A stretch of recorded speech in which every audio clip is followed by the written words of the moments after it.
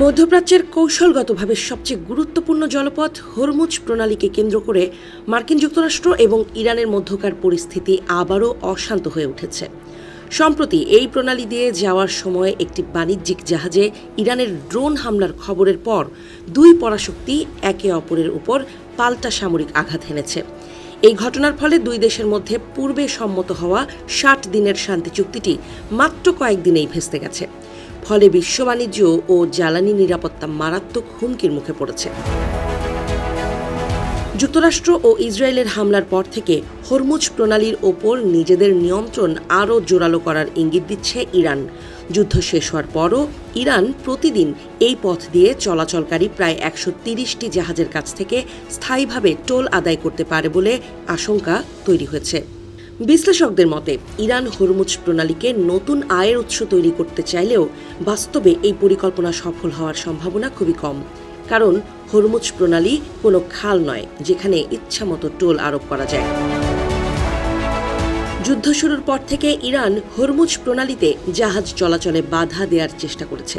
বিভিন্ন প্রতিবেদনে বলা হয়েছে তারা ৪০টিরও বেশি বাণিজ্যিক জাহাজে হামলা চালিয়েছে এবং কয়েকজন নাবিক নিহত হয়েছেন।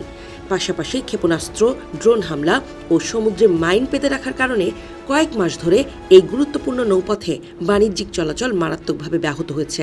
সম্প্রতি হওয়া অন্তর্বর্তী শান্তি চুক্তিতে ইরান ৬০ দিনের জন্য বিনা খরচে বাণিজ্যিক জাহাজ চলাচলের নিরাপত্তা নিশ্চিত করার প্রতিশ্রুতি দিয়েছে। এরপর ভবিষ্যৎ ব্যবস্থাপনা নিয়ে ওমান ও উপসাগরীয় দেশগুলোর সঙ্গে আলোচনার কথা বলা হয়েছে। তবে আন্তর্জাতিক সমুদ্র আইন অনুযায়ী হরমুজ একটি আন্তর্জাতিক প্রণালী, তাই উপকূলীয় কোনো দেশ এখান দিয়ে জাহাজ চলাচলের অধিকার স্থগিত বা টোল আরোপ করতে পারে না।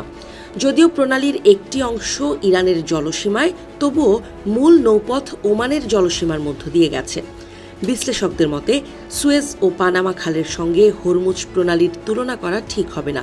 সুয়েজ ও পানামা খাল একটি দেশের নিয়ন্ত্রণে থাকা সংকীর্ণ নৌপথ, সেখানে জাহাজ নির্দিষ্ট রুটে চলতে বাধ্য এবং টোল পরিশোধ না করে পার হওয়া সম্ভব নয়। কিন্তু হরমুজ প্রণালীর সবচেয়ে সরু অংশ প্রায় ৩৯ কিলোমিটার প্রশস্ত। এত বড় জলপথে প্রতিটি জাহাজ থামিয়ে টোল আদায় করা বা জোর করে তা কার্যকর করা অত্যন্ত কঠিন।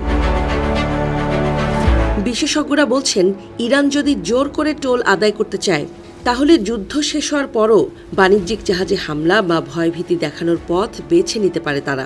এতে শুধু পশ্চিমা দেশগুলোর বিরূপ প্রতিক্রিয়ার মুখে পড়তে পারে তেহরান। তাই অনেকের মতে হরমুজ প্রণালীতে টোল আরোপের ইঙ্গিত মূলত আলোচনায় সুবিধা আদায়ের কৌশল। ইরান চাইলে সাময়িকভাবে জাহাজ চলাচলে বিঘ্ন ঘটাতে পারে, কিন্তু দীর্ঘমেয়াদে আন্তর্জাতিক এই নৌপথে স্থায়ীভাবে টোল আদায় করা আইনগত ও বাস্তব দুই দিক থেকেই অত্যন্ত কঠিন বলেও মনে করছেন তারা।